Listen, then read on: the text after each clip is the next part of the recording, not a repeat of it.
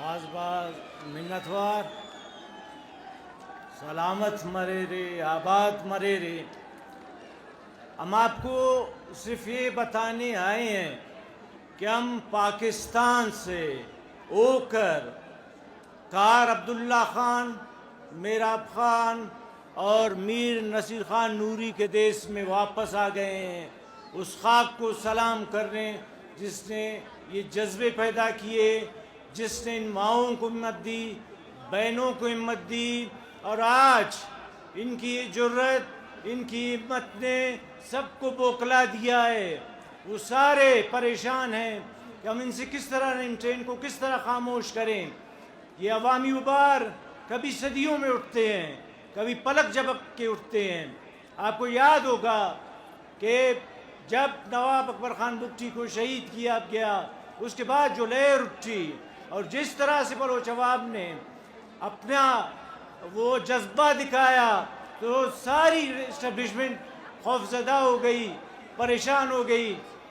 خزدار کو کربلا بنایا گیا، پنجگور کو کربلا بنایا گیا، مشکے میں کارپٹ بمباری کی گئی.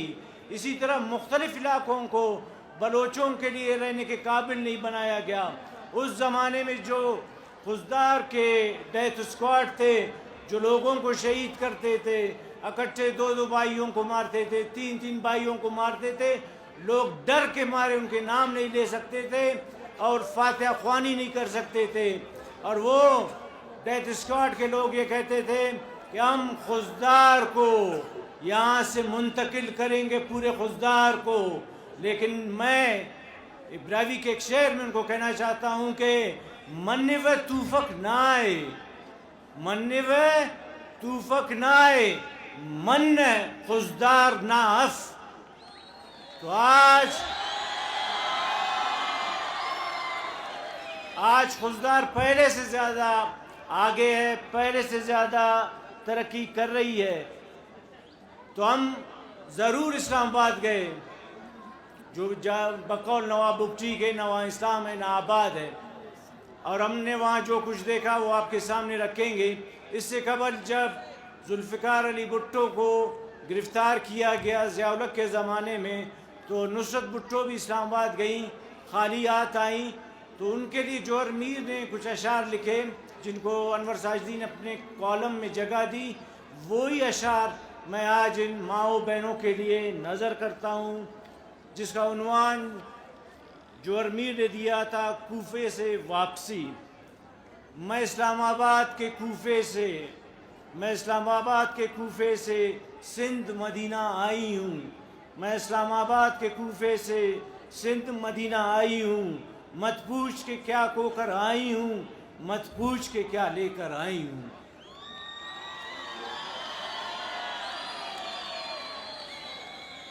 تو آج ہمیں یہ بتانا ہوگا کہ وہاں ہماری حیثیت کیا تھی. جس روز وہاں پر سیمینار کا انعقاد کیا، آپ یقین مانیے کہ وہاں پر بار بار ٹائر لگائے گئے تھے اور گاڑیوں کو اندر آنے جانے نہیں دیا جا رہا تھا تاکہ وہ سیمینار کامیاب نہیں ہو سکے. اور وہاں اسی دوران کچھ خواتین آئیں جو سول سوسائٹی کی تھیں، ان کو بھی آنے نہیں دیا جا رہا تھا. پھر ان وائرز کے سامنے جو ہمارے ساتھ سلوک کیا وہاں کے ایس ایچ او نے، اس کو ہم نے کہا کہ ہمارا تعلق، ہم ٹیچر ہیں، ہم وکیل ہیں، ہم استاد ہیں، آپ ایک ایس ایچ او ہیں جو ہمارے وسائل پر پلتے ہیں. تو اس کے آنکھوں میں جو نفرت تھی وہ واضح نظر آ رہی تھی. وہ پیغام تھا کہ آپ غلام ہو. اگر آپ ٹیچر ہو تو کیا ہوا، اگر آپ وکیل ہو تو کیا ہوا، اگر آپ پروفیسر ہو تو کیا ہوا. طاقت تو ہمارے ہاتھ میں ہے، بندوق تو ہمارے ہاتھ میں ہے. اس کی شعلہ بار آنکھیں کہہ رہی تھی کہ بلوچ صرف دھرتی کے کیڑے ہیں، بلوچ غلام ہیں. اور مجھے افسوس ہوتا ہے کہ جو اصل پاکستان ہے، جہاں پر کوئی جھنڈے ہم نے نہیں دیکھے، جہاں ہم نے کوئی اس طرح کے پوسٹر نہیں دیکھے، لیکن جب ہم غلام سرزمین پر آئے تو جھنڈیاں تھے، پوسٹر تھے، الیکشن تھے. مجھے نہیں سمجھ آتی ہے کہ جب ہزاروں خاندان اس اجتماعی سزا سے گزر رہے ہیں، جب ہمارے ہزاروں لوگ ان کے عقوبت خانوں میں ہیں، تو پھر کیسا الیکشن، کیسی الیکشن، کیسی جمہوریت، کس کی جمہوریت، کس کے لیے جمہوریت؟ کیا اس لیے کہ وہ جو لوگ جن کے پاس کل چپل تک نہیں تھا وہ آج وہ اربوں پتی بن چکے ہیں، آج آپ ان کو کربوں پتی بنانا چاہتے ہیں صرف بلوچ کے نام پر؟ آپ مجھے بتائیں گزشتہ 5 سالوں میں بڑے مسئلوں کو چھوڑیں، آپ کے لیے کوئی پانی کا مسئلہ حل ہوا، آپ کے اسکول کا مسئلہ حل ہوا، آپ کے بجلی کا مسئلہ حل ہوا، آپ کے روزگار کا مسئلہ، کیا اس کا مسئلہ حل ہوا؟ اربوں روپے کہاں گئے؟ بتایا جاتا ہے کہ ایم پی اے نے ایک پی ایس ڈی پی سے 16 ارب روپے کمائے ہیں، 16 ارب جو بلوچستان کے پیسے ہیں، جو بلوچستان میں خرچ ہونے تھے۔ اور بلوچستان کی حالت یہ ہے کہ آج بلوچستان پورے پاکستان کو پال رہا ہے، لیکن بلوچستان کے نوجوان بے روزگار ہیں، اور بلوچستان کے نوجوان بے روزگاری کے ہاتھوں آج شرم کے ساتھ کہنا پڑتا ہے، افسوس کے ساتھ کہنا پڑتا ہے، درد کے ساتھ کہنا پڑتا ہے کہ ہمارے نوجوان خاک روب کا کام کرتے ہیں، دفتروں میں واش روم صفا کرتے ہیں۔ بلوچ کی قسمت یہاں پہنچ گئی ہے۔ تو یہ صرف ان لوگوں کی جنگ نہیں ہے جو مسنگ ہوئے ہیں، ان حقوق کی بھی جنگ ہے جو مسنگ کیے گئے ہیں۔ آج یہ جو ٹاٹے مارتا سمندر ہے، اور جو اس طرح یہ اسٹیڈیم مکمل طور پر ہے، یہ ایک ریفرینڈم ہے بلوچوں کا۔ اگر کسی کو سمجھ آئے تو اچھا ہے، سمجھ نہ آئے بھی تو اچھا ہے۔ آج تک شاید اس اسٹیڈیم کو اس طرح کسی نے بھرا نہیں تھا، لیکن وہ درد وہ سب بلوچوں کے دل میں سلگ رہا ہے۔ وہ جو ماؤں کے دلوں میں درد ہے وہ ہر ایک بلوچ کے دل میں درد ہے، اور یہ کوئی نہیں بھولے کہ ہم حساب کتاب کریں گے۔ ہم ایک دن ایک ایک لمحے کا، ایک ایک دن کا، ایک ایک درد کا، ایک ایک ٹکے کا، ایک ایک پائی کا حساب کریں گے، اور وہ روز قریب ہے، وہ روز دور نہیں ہے۔ اور بلوچ صرف 2 چیزیں بلوچ نے کرنی ہے۔ ایک یونٹی، اگر آپ اتحاد نہیں کریں گے تو آپ کو وہ کیڑوں کی طرح مسلتے رہیں گے۔ اور دوسری بات یہ ہے کہ اب ہمیں لٹریچر کی طرف آنا ہوگا، اپنے درد کو لکھنا ہوگا، اپنے ماؤں کی کہانیوں کو لکھنا ہوگا، اپنے جتنے لوگ جو عقوبت خانوں میں 14 سال سے پڑے ہیں ان کی تمام تفصیلات کو لکھنا پڑے گا۔ ہمیں ریسرچ کرنا ہوگا، ہمیں کتابیں اٹھانی ہوگی، اپنے شہیدوں کے ایک ایک لمحے کو لکھنا ہوگا، ریسرچ کو لکھنا ہوگا۔ آج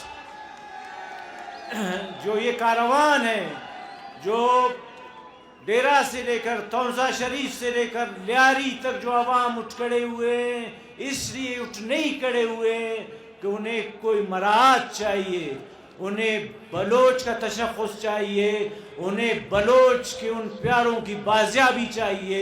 صرف یہ 2 ڈیمانڈ ہے، اور بلوچ تیسرا ڈیمانڈ نہیں کر رہا۔ ہمیں پیسے نہیں چاہیے، ہمیں مراعات نہیں چاہیے، ہم خشک روٹی کے ساتھ زندہ رہنے والے لوگ ہیں، رہیں گے، لیکن اپنے پیاروں کے بغیر نہیں رہ سکتے ہیں۔ ہم اپنی ماؤں کو روتا ہوا نہیں دیکھ سکتے ہیں، ہم ان کے آنسو خشک کرنا چاہتے ہیں، ہم ان کے آنکھوں میں خوشی کے آنسو دیکھنا چاہتے ہیں۔ تو اس جو تحریک کامیاب ہوئی ہے، تو اس میں ان لاکھوں بلوچوں اور ان تمام عوام جو بلوچ کے علاوہ پشتون، کشمیری، گلگتی، سندھی، وہ سب ہمارے ساتھ رہے، ان لاکھوں عوام نے ہمارا ساتھ دیا۔ اور اس کے ساتھ ساتھ جو 75 سال سے ہمارے ساتھ جو لڑائی لڑی جا رہی ہے، جس کا دوسرا فیز 2000 سے شروع ہوا، جو آج 24واں سال ہے، جاری ہے، یہ 5واں فیز ہے۔ اس سے پہلے 4 فیز گزرے، لیکن ان کی جو اوقات تھی یا ان کا جو دورانیہ تھا، یہ جو 5واں فیز ہے وہ دورانیہ میں بھی لمبا ہے، قربانیوں میں بھی سب سے بڑھ کر ہے، کہ جہاں ہمارے لوگوں کو عقوبت خانوں میں زندہ زندہ ڈرل کیا گیا، ہمارے عقوبت خانوں میں ہمارے لوگوں کی آنکھیں نکالی گئیں، ہمارے نوجوانوں کو الیکٹرک وائر پر شاکس دیے گئے، ہمارے نوجوانوں کو زندہ جلایا گیا، ان کی کال کھینچی گئی۔ اتنی قربانی شاید بلوچ نے کبھی کسی تاریخ میں دی ہے، لیکن وہ بھی حیران ہے کہ بلوچ کس مٹی سے بنا ہے، بلوچ ٹوٹتا کیوں نہیں ہے؟ اس لیے نہیں ٹوٹتا کہ بلوچ نورا مینگل کی سرزمین ہے، بلوچ میرا خان کی سرزمین پر آباد ہے، نوری نصیر خان کی سرزمین پر آباد ہے، شہید نواب اکبر خان بگٹی کی سرزمین پر آباد ہے، بابا خیر بخش مری کے دھرتی پر آباد ہے۔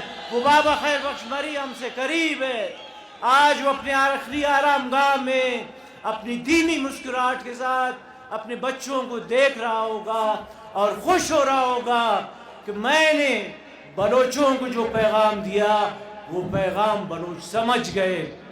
اس تحریک کا اگر کوئی آرکیٹیکچر ہے، آرکیٹیکٹ ہے، وہ بابا خیر بخش مری ہے، واحد آپ کا لیڈر، بلوچوں کا واحد اور غیر متنازع لیڈر۔ اس نے بھی جس طرح ہم نے ابھی ہماری ماؤں بہنوں نے یہ کوشش کی کہ ہم پرامن طور پر جائیں گے، ہم پرامن طور پر ہر دروازہ کھٹکھٹائیں گے، ہم عدالتوں میں جائیں گے، ہم ان کی اداروں میں جائیں گے، ہم جو ان کا میڈیا ہے اس کے پاس جائیں گے، سول سوسائٹی کے پاس جائیں گے، ان کے وکلا کے پاس جائیں گے، کوئی ایسا در نہیں چھوڑیں گے کہ یہ کل کہیں کہ نہیں بلوچ صرف بندوق اٹھانا جانتا ہے، بلوچ ہم پر اعتماد نہیں کرتا، لیکن بلوچ نے ہر رستہ اپنایا، بلوچ نے جمہوری رستے اپنائے، لیکن وہاں ہمیں کچھ نہیں ملا، وہاں سپریم کورٹ خاموش رہی، وہاں کے وکلا خاموش رہے، وہاں کی مین اسٹریم میڈیا شرمناک حد تک خاموش رہی۔ لیکن ایسا بھی نہیں ہے، میں سلام کرتا ہوں مطیع اللہ جان کو، میں سلام کرتا ہوں اسد طور کو، میں سلام پیش کرتا ہوں اپنے استاد افرا صاحب خٹک کو، فرحت اللہ بابر کو، HRCP کے نسرین اظہر کو، اور ناصر زیدی وہ صحافی، وہ پاکستان کی صحافت کے آبرو جنہوں نے ضیاء الحق کے مارشل میں کوڑے کھائے، وہ ہمارے ساتھ وہاں کھڑے تھے جب مارنگ اور شاہ جی اور تمام دوست پریس کانفرنس کر رہے تھے، وہ کھڑے تھے، وہ ہمارے پیچھے ایسے کھڑے تھے، ہمارے محافظوں کی طرح، ہمارے استادوں کی طرح کھڑے تھے، وہ ہمارے ساتھ ہماری حوصلہ افزائی کر رہے تھے، اور ہم ان چند کو، ان لاکھوں پر، ان کوفہ والے لاکھوں پر زیادہ کی اہمیت دیتے ہیں، اور بتانا چاہتے ہیں کہ اس جو تحریک جو بالاچ کی شہادت سے اٹھی ہے یہ نئی تحریک نہیں ہے، اس تحریک کا اپنا ایک پس منظر ہے۔ جب 1945 میں جناح قلات آئے تو ان کا گرمجوشی سے استقبال کیا گیا، خان آف قلات نے ان کو سونے سے تولا، ان کی بہن کو نیکلس کا تحفہ دیا، اور دونوں میں طے پایا کہ ہم اچھے تعلقات رکھیں گے اور قلات، ریاست قلات کی آزادی کے لیے جدوجہد کی جائے گی۔ پھر اس کے بعد جب 1947 میں پاکستان کو، ہندوستان تقسیم ہوا، پاکستان آزاد ہوا، ہندوستان آزاد ہوا، تو 11 اگست 1947 کو بلوچستان بھی آزاد ہوا، جس کو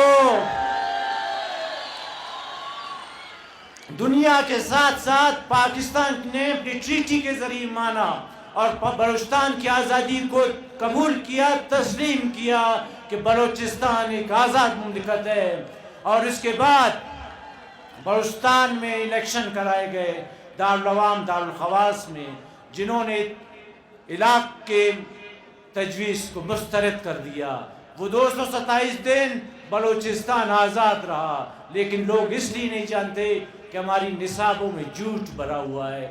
پھر اس کے بعد سازشیں کی گئی، لیکن اس سے پہلے جب پاکستان کو، برٹن کو پیسے دینے کی ضرورت پڑی تو جناح خود پاکستان چل کر آئے، جناح نے خان آف قلات سے امداد مانگی، اور آپ کو پتہ ہے کہ خانہ افقلات نے کتنی امداد دی.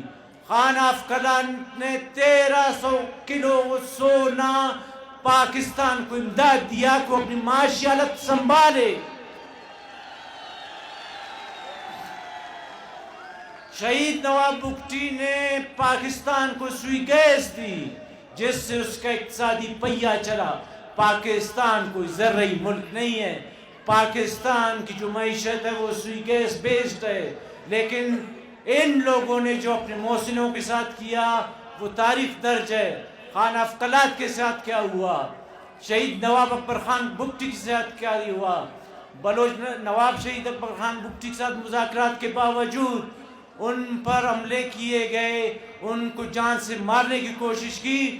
تو شہید نواب اکبر خان بگٹی نے صحافیوں سے کہا کہ میں اس پیران سالی میں اس مزاحمت کی خود کمانڈ کروں گا. حالانکہ دیگر لیڈروں نے سے نواب سے درخواست کی کہ آپ بیمار ہیں, آپ کا ایک پاؤں کینسر ہے, اس کو آپ چل نہیں سکتے, آپ باہر جائیں علاج کرائیں. لیکن شہید نواب اکبر خان بگٹی نے تمام عمر بلوچستان میں گزاری, قید گزاری, جلا وطن نہیں ہوئے اور پہاڑوں میں جانے کو ترجیح دی. اور یہ جو پاکستان کا سب سے بڑا نامنہاد اینکر پرسن کامران خان ہے, جب وہ شہید نواب اکبر خان بگٹی کی شہادت کی خبر دے رہا تھا, میں ٹیلی ویژن دیکھ رہا تھا, تو اس نے کہا کہ پاکستان کی سب سے بڑے فوجی آپریشن میں نواب اکبر خان بگٹی کو شہید کیا گیا ہے. پاکستان کی سب سے بڑے فوجی آپریشن میں اس 80 سالہ بزرگ نواب بگٹی کو شہید کیا گیا جس نے اس کے ساتھ احسان کیے تھے. آج جب ہم اسلام آباد میں گئے, حالانکہ ہمارا پرامن احتجاج تھا جس کو لیڈ ہماری مائیں بہنیں کر رہی تھی, ان پر پولیس کتوں کی طرح ٹوٹ پڑی اور ہماری ماؤں بہنوں کو جیلوں زندانوں میں رکھا گیا, ان کو ٹڈے مارے گئے میل پولیس اہلکاروں نے. یہ بچیاں, یہ بہنیں گواہ ہیں, ان کو میل جو پولیس اہلکار تھے انہوں نے تشدد کا نشانہ بنایا. لیکن کوئی شہید نواب اکبر خان بگٹی نہیں تھا. شہید نواب اکبر خان بگٹی کو جب پتہ چلا کہ ڈاکٹر شازیہ خالد کے ساتھ زیادتی ہوئی ہے تو انہوں نے ڈیرہ بگٹی کو اپنی گنوں سے, میزائلوں سے آگ کی شعلوں میں تبدیل کیا. اور اس خاتون کی عزت کے لیے کہ بلوچستان ہے, یہاں سندھی خاتون کی عزت کے لیے بھی ہم اپنی جان دے سکتے ہیں, ایک سبب وہ بھی تھا. لیکن میں آپ کو بتاؤں کہ بعض اوقات لوگ بھول جاتے ہیں, شاید آپ نوجوان بھی ہیں, شاید آپ کو تاریخ بتائی بھی نہیں جاتی ہے. بلوچستان میں جو 5واں فیز ہے وہ 2000 سے شروع ہوا, جب مشرف نے ٹیک اوور کیا اور امیر الملک کو گورنر بنایا گیا. دسمبر کے آخری روز تھے جب ایک سازش کے طور پر زرغون روڈ پر بلوچستان ہائی کورٹ کے نامزد چیف جسٹس نواز مری کو پراسرار طور پر قتل کیا گیا. کہاں پر؟ اسمبلی, بلوچستان ہائی کورٹ, سامنے cantt, F C headquarter, I S I کے دفاتر کے سامنے ان کو قتل کیا گیا.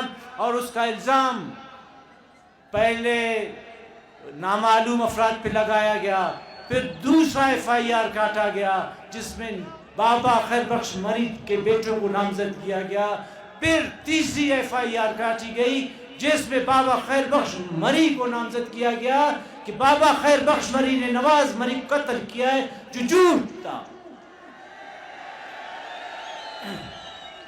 جب نواب مری کو گرفتار کیا گیا, جب وہ حوالات میں تھے, تو سب سے پہلے میں اس وقت صحافت میں تھا, میں نے سردار عطا اللہ مینگل کا انٹرویو کیا. تو سردار عطا اللہ مینگل نے آف دی ریکارڈ میں جو بتایا کہ مشرف نہیں چاہتے تھے کہ بابا مری گرفتار ہوں, لیکن یہ امیر الملک تھا جس نے آئی ایس آئی کے کہنے پر ان کو کہا کہ اب بابا مری میں وہ طاقت نہیں ہے, آپ خامخواہ خوفزدہ نہ ہوں اور بابا مری کو گرفتار کر لیں. اور دوسری بات یہ تھی کہ جب पुलिस बाबा मरी के घर पर, उनके बेटों के घरों पर चढ़कर चापे मारेगी। अगर बाबा मरी ने मुजाहिमत की तो उनको एलिमिनेट कर दिया जाए, उनको शहीद किया जाए। लेकिन बाबा मरी जीरक इंसान थे, वो बलोचियत का पे करते। उनसे बड़ा बहादुर आदमी मैंने नहीं देखा, उनसे बड़ा बलोच मैंने नहीं देखा। लेकिन यही बात मैं नौजवान आप लोगों को बताना चाहता हूँ कि जज्बे के साथ अकल से भी काम ले। अगर उस रोज बाबा मरी बलोचियत के उसमें आकर जज्बे में अगर ताउन नहीं करते तो शायद बाबा मरी को एलिमिनेट कर दिया जाता और ये मुजाहिमत आगे नहीं बढ़ती।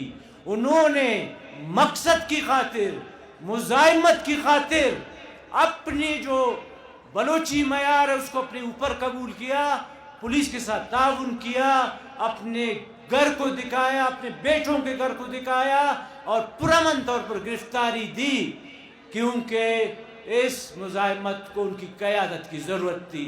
आज आप लोगों की काफ़िले की ज़रूरत है, तो जज्बात के साथ, अपने अकल के साथ भी काम लेना है, क्योंकि कौमों को ह्यूमन रिसोर्स की ज़रूरत होती है। ह्यूमन रिसोर्स के बगैर कोई कौम आगे नहीं बढ़ता। अगर आप वाकई नेशनलिस्ट है, अगर आप वाकई आपके दिल में दर्द है, तो फिर जज्बात को काबू में रखें और आप अपने वतन का सोचें। आप जिस सरजमीन पर बैठे हैं, अफगानिस्तान का वार थिएटर यहाँ मुंतकिल हो चुका है। पाकिस्तान इक़्तिसादी तौर पर लड़खड़ा रहा है, उसकी नज़रें रिकॉर्डिंग पर हैं। रिकॉर्डिंग का जो मुआहदा किया है वो खुफिया है, उसको पब्लिक नहीं किया जा रहा है। हमारा मुतालबा है कि उसको पब्लिक किया जाए ताकि बलोच अवाम को पता चले कि वो मुआहदा है क्या। जिस तरह सीपैक के नाम पर जो मुआहदा किया गया उसे भी पब्लिक नहीं किया गया। हमारा मुतालबा है कि उसे भी पब्लिक किया जाए, क्योंकि शहीद नवाब अकबर खान बुगटी ने अपने बुगटी डोजियर में अपनी ज़िंदगी में इन मेगा प्रोजेक्ट्स के बारे में कहा था कि मेगा प्रोजेक्ट्स नहीं है, मेगा इस्तेसाल है। अगर ग्वादर डेवलप हुआ तो बलोच अपनी सरजमीन पर अक़लियत में तब्दील हो जाएंगे, बलोच का तशख़्ख़ुस ख़त्म होगा और ये मेगा प्रोजेक्ट्स बलोच की खुदकुशी साबित होंगे। और पंजाब उसी तरह कर रहा है जिस तरह तुर्की ने कुर्दों के मुख्तलिफ इलाकों में डैमों के नाम पर, तरक्की के नाम पर तुर्की के लोगों को बसाया, उनकी आबादी को घटाया, या जिस तरह स्टालिन, ब्रेज़नेव, दूसरे लीडरों ने वस्त एशिया में रूसियों को बसाया, आज भी रियासतों पर उनका बोझ है। जिस तरह यहूदियों ने फ़लस्तीनियों की ज़मीनें खरीदी, कब्ज़ा किया, आज वो उसके मालिक है। लेकिन बलोचों कब समझोगे, कब समझोगे? ये कोयटा तुम्हारा शहर है, ये बलूचिस्तान की शहरत है, ये खान नूरी नसीर खान की शहरत है। लेकिन अफसोस आज हमारा शहर नहीं है, ये एक मुहाजिरों का यतीम खाना बन चुका है। यहाँ मिलियंस की तादाद में मुहाजिर रहते हैं, बलोच अक़लियत में हैं। और आज वो सारे बेशरम बलोच जो शायद नामयाद नेशनलिस्ट पार्टियों के सेंट्रल कमेटियों के लीडर हैं, जो एक हड्डी के नाम पर दश्त में ज़मीनें फ़रोख्त कर रहे हैं, गैरों को सोसाइटियाँ बना रहे हैं फ़रोख्त को। अगर आपके दिल में दर्द है, आप बलोच, आप नंग नामूस को समझते हैं, तो आपको इस खाक के साथ, उस खाक पे, उस चित्तन के खाक पे जहाँ बाबा मरी आसूदे खाक है, उस खाक की कसम है आपको कि आपने अपने सरजमीन का, अपनी ज़मीन का एक टुकड़ा भी गैर बलोच को नहीं देना है, नहीं देना है, नहीं देना है, नहीं देना है। और जो करेगा उसका रास्ता रोकना है, नहीं तो फिर आपकी हालत भी फ़लस्तीन जैसी होगी। आज आपने अपनी आंखें खोलनी है। ज़्यादा बात नहीं करूँगा, आपने बहुत टाइम दिया है। ये बात आपके सामने रखूँगा ज़रूर कि बलोच हज़ारों साल से तकलीफ़ में हैं, और आज बलोच को उठाकर जिंदानों में फेंका जाता है, फिर उनकी मसख शुदा लाशें मिलती हैं। और अब अरमान की बात है, अफसोस की बात है कि हम उनको किस चीज़ पर जानते हैं آزار بند پر، آئنجا جس کو براوی میں اس پر جانتے ہیں کہ ہمارا پیار ہے، چہرے پر نہیں جانتے۔ ایسا ظلم کبھی شاید ایران نے یا تاریخ میں کبھی نہیں ہوا ہوگا۔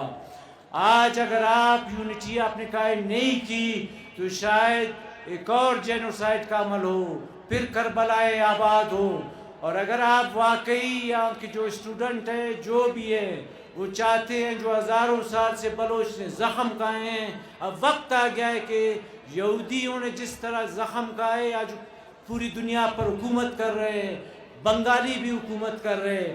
بنگالی اس لیے نہیں ٹوٹے کہ جب وہ الیکشن میں گئے سارے شیخ مجیب الرحمان کے ساتھ تھے۔ دیکھیں یہاں الیکشن ہوتا ہے تو اس میں مینپولیشن ہوتی ہے، کبھی راتوں رات باپ پارٹی بنتی ہے، کبھی جمعہ بازار لگتا ہے اور ان کی بولیاں لکھتی ہے، ان کو پیسے سے خریدا جاتا ہے۔ اور آج یہ جو جہاں آپ کی مائیں بہنیں بیٹھی ہیں ان کو یہ حلف دیا گیا ہے کہ انہوں نے آسمان سے چاند ستارے توڑ کر اس قوم کے لیے نہیں لانا ہے، صرف جرت مند ہونا ہے اور خود کو فروخت نہیں کرنا ہے۔ جن قوموں نے لاٹھیاں کھائیں ان لوگوں نے دنیا پر حکومت کی۔ اس کی ایک مثال دے کر میں وائنڈ اپ کرنا چاہوں گا کیونکہ کافی دیر سے بیٹھے ہیں۔ صرف ایک مثال آپ کو دینا چاہتا ہوں کہ یہودیوں کی آبادی 80 سے 90 لاکھ ہے، جو کل آبادی کا 0.0% بنتا ہے، جبکہ مسلمان سارے مسلمان آبادی کا 22% ہے۔ 2 ارب سے شاید زیادہ، 57 مسلمان ملک۔ تو ایک سروے کیا گیا کہ یہودی سال میں کتنی کتابیں پڑھتے ہیں، اور جو 22% آبادی ہے، ایک طرف 0% آبادی ہے، صرف 80 لاکھ، تو پتہ چلا کہ من حیث القوم یہودی سال میں 76 کتابیں پڑھتے ہیں، 76 کتابیں پڑھتے ہیں، اور 22% مسلمان جو 56-57 ملکوں کے مالک ہیں وہ صرف 6 منٹ سال میں کتابیں پڑھتے ہیں۔ تو حکومت وہی کرے گا جو 76 کتابیں پڑھتے ہیں۔ اگر آپ کچھ نہیں کر سکتے، کوئی اور بوجھ نہیں اٹھا سکتے، تو آپ کو پھر اس وقت میں نیشنلسٹ تسلیم کروں گا کہ آپ 24 گھنٹے پڑھیں گے۔ 24 گھنٹے نہیں پڑھ سکتے تو 12 گھنٹے پڑھیں گے، کیونکہ بلوچوں کو سفارتکاروں کی ضرورت ہے۔ بلوچ نے کبھی میدان جنگ میں شکست نہیں کھائی ہے، بلوچ ہر میدان میں جیتا ہے، خواہ وہ ابدالی کی تیسری پانی پت کی لڑائی ہو، وہ بھی نوری نصیر خان کے بغیر جیتی نہیں جا سکتی تھی۔ عرب نے بھی ایران جیتا بلوچ کے اتحاد سے، اس کے بغیر وہ نہیں جیت سکتا تھا۔ تو اگر آپ نے جنگ جیتنی ہے تو آپ نے پڑھنا ہے، آپ کو ہمیں ریسورس کی ضرورت ہے۔ ہمیں ہر بار شکست ہوئی ہے، ٹیبل پر شکست ہوئی ہے، لیکن آج ہماری بقا کا مسئلہ ہے۔ ہم نے ریکارڈنگ کو بھی روکنا ہے، ہم نے پڑھنا بھی ہے، ہمیں سفارتکار بھی ہے۔ ہم یہ جنگ اس دفعہ سیاسی ٹیبل پر جیتنا چاہتے ہیں، اور اس وقت جیتیں گے جب آپ سارے مولانا ابوالکلام آزاد کی طرح انگریز سے ٹیبل ٹاک میں جیتیں گے۔ بلوچستان زندہ باد۔